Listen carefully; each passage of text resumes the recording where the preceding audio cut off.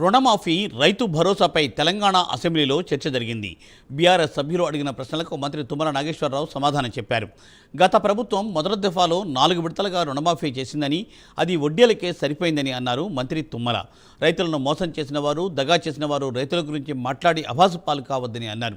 రైతులకు రుణమాఫీ చేయాలనే సదుద్దేశంతోనే తమ ప్రభుత్వం కుటుంబానికి 2 లక్షల రూపాయల చొప్పున 20,000 కోట్ల రూపాయల రుణమాఫీ చేసిందన్నారు తుమ్మల.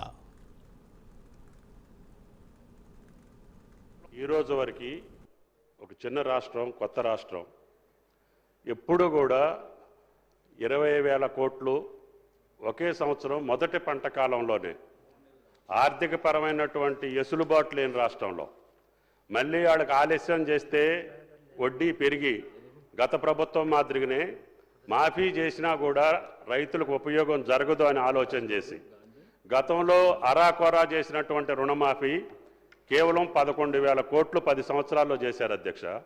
దానికి 8,560 కోట్లు. పల్లా గారు, రైతు బంధు నాకు తెలుసు, రైతు బంధు అధ్యక్షుడిగా నాకు తెలుసు, మీరు కూర్చోండి. కాబట్టి దయచేసి గౌరవ సభ్యులకి మనవి చేస్తున్నా, మీరు మొదటి 4 సంవత్సరాల్లో 4 విడతలుగా రుణమాఫీ జరిగింది. అది వడ్డీకి సరిపోయిందని రైతుల ఘోష. తర్వాత టర్మ్లో 5 సంవత్సరాలకి ఎన్నికల ముందు పరంగా మేము 20,000 కోట్లు ఈ రోజుకి రిలీజ్ చేయటం జరిగింది. పాయల్ గారికి దయచేసి చెప్పేది ఏంటంటే, భారతదేశ వ్యాప్తంగా ఒక్కసారి రుణమాఫీ జరిగింది అధ్యక్ష. 33,000 కోట్లు గత ప్రభుత్వంలో చేసినటువంటి ఏకైక ప్రభుత్వం రేవంత్ రెడ్డి గారి ప్రభుత్వం అని చెప్పి గౌరవ సభ్యులకి మనం చేస్తున్నా.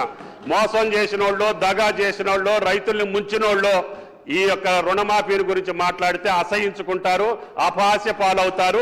దయచేసి ఆ పార్టీలకి విజ్ఞప్తి, అటువంటి తప్పుడు మాటలు మాట్లాడొద్దని చెప్పి కూడా మీ ద్వారా గౌరవ సభ్యులకి మనం చేస్తాం. ఈ రోజు వరకు